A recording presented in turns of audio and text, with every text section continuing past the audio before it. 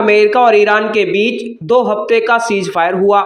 इस बातचीत में पाकिस्तान ने बैक चैनल डिप्लोमेसी यानी गुप्त बातचीत कराई। पाकिस्तान दोनों देशों को बातचीत की मेज पर लाया, इस्लामाबाद समझौता जैसा प्लान दिया। इसलिए पाकिस्तान खुद को पीस मेकर दिखा रहा है, लेकिन सच्चाई ये है कि सीज फायर अभी टेम्परेरी या बहुत नाजुक है। कई मुद्दों पर अमेरिका और ईरान की अलग अलग व्याख्या है। फिर सवाल उठता है कि अफगानिस्तान मामले में पाकिस्तान खुद को क्यों कमजोर कर रहा है, जब पाकिस्तान और अफगानिस्तान के बीच सैन्य टकराव चल रहा है। बॉर्डर पर लगातार झड़पें हो रही हैं, आतंकी हमले हो रहे हैं, सैकड़ों लोगों की मौत हो रही है और व्यापार पूरी तरीके से ठप है। यानी जो देश दूसरों का झगड़ा सुलझा रहा है, वही खुद अपना झगड़ा नहीं सुलझा पा रहा है। तो चलिए इस वीडियो में हम इस पूरी कहानी को विस्तार से समझते हैं। दरअसल इस कदम के पीछे कई कारण छिपे हुए हैं। पहला कारण है उसकी अंतर्राष्ट्रीय छवि को सुधारना।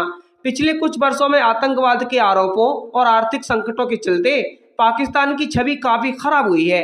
ऐसे में अगर वह खुद को एक पीस ब्रोकर्स के रूप में स्थापित करता है तो उसे वैश्विक मंच पर नई पहचान मिल सकती है। दूसरा कारण है अमेरिका के साथ अपने रिश्तों को फिर से मजबूत करना। अफगानिस्तान से अमेरिकी सेना की वापसी के बाद अमेरिका और पाकिस्तान के संबंधों में ठंडापन आ गया था, लेकिन इस मध्यस्थता के जरिए पाकिस्तान एक बार फिर वाशिंगटन के करीब आने की कोशिश करता है। लेकिन कहानी यहीं खत्म नहीं होती है। जैसे ही अमेरिका और ईरान के बीच तनाव थोड़ा कम होता है, पाकिस्तान का फोकस अचानक अफगानिस्तान की ओर शिफ्ट हो जाता है और यहीं पर एक नया ट्विस्ट सामने आता है। पाकिस्तान इस बार खुद आगे आने के बजाय चीन को आगे बढ़ाने लगता है। अफगानिस्तान जो पहले ही दशकों के युद्ध और अस्थिरता से जूझ रहा है, आज भी एक बेहद संवेदनशील भू राजनीतिक केंद्र बना हुआ है। तालिबान के सत्ता में आने के बाद से वहां की स्थिति और जटिल हो गई है। पाकिस्तान जो लंबे समय से अफगानिस्तान में प्रभाव बनाए रखने की कोशिश करता रहा है, अब अचानक चीन को इस क्षेत्र में सक्रिय भूमिका निभाने के लिए प्रेरित कर रहा है। इसके पीछे भी गहरी रणनीति छुपी है। चीन जो पहले ही बेल्ट एंड रोड इनिशिएटिव यानी BRI के जरिए एशिया और अफ्रीका में अपने प्रभाव को बढ़ा रहा है, अफगानिस्तान में निवेश और स्थिरता के नाम पर अपनी पकड़ मजबूत करना चाहता है। पाकिस्तान इस पूरी प्रक्रिया में एक पुल की भूमिका निभाता है। वह चीन को अफगानिस्तान में एंट्री दिलाने में मदद करता है ताकि खुद पर पड़ने वाले दबाव को कम किया जा सके। पाकिस्तान ऐसा क्यों कर रहा है? इसका जवाब उसकी डबल गेम नीति में छुपा हुआ है। एक तरफ वह अमेरिका के साथ अपने रिश्तों को सुधारना चाहता है, तो दूसरी तरफ चीन के साथ अपनी रणनीतिक साझेदारी को और मजबूत करना चाहता है। अमेरिका ईरान के बीच मध्यस्थ बनकर वह वाशिंगटन को खुश करता है, जबकि अफगानिस्तान में चीन को आगे कर वह बीजिंग के साथ अपने रिश्तों को और गहरा करता है। इसके अलावा पाकिस्तान के लिए यह एक तरह का रिस्क मैनेजमेंट भी है। अफगानिस्तान में सीधे तौर पर शामिल होने से उसे कई तरह के खतरे हो सकते हैं, आंतरिक सुरक्षा, आतंकवाद और अंतर्राष्ट्रीय आलोचना। इसीलिए वह इस बार खुद पीछे हटकर चीन को आगे करता है, ताकि अगर स्थिति बिगड़ती है तो उसका सीधा नुकसान पाकिस्तान को न उठाना पड़े। चीन के लिए भी यह एक सुनहरा अवसर है।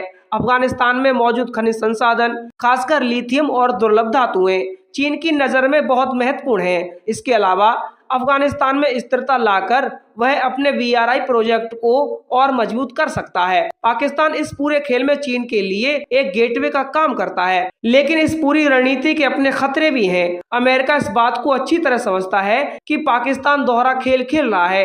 एक तरफ वह अमेरिका के साथ सहयोग की बात करता है, तो दूसरी तरफ चीन के साथ मिलकर एक अलग रणनीति ब्लॉक बनाने की कोशिश करता है। इससे भविष्य में अमेरिका और पाकिस्तान के बीच रिश्तों में फिर से तनाव आ सकता है। ईरान भी इस पूरे घटनाक्रम को ध्यान से देख रहा है। उसे यह समझ में आ रहा है कि पाकिस्तान का असली मकसद क्या है। हालांकि फिलहाल वह इस मध्यस्थता से संतुष्ट है, लेकिन वह भी यह जानता है कि पाकिस्तान पूरी तरह भरोसेमंद नहीं है। अगर हम इस पूरे घटनाक्रम को एक बड़े परिप्रेक्ष्य में देखें तो यह सिर्फ 3 या 4 देशों की कहानी नहीं है। यह एक बड़े भू राजनीतिक खेल का हिस्सा है, जहां हर देश अपने हितों को साधने की कोशिश कर रहा है। पाकिस्तान इस खेल में खुद को एक स्मार्ट प्लेयर के रूप में पेश कर रहा है, लेकिन सवाल यह है कि क्या वह लंबे समय तक इस संतुलन को बनाए रख पाएगा।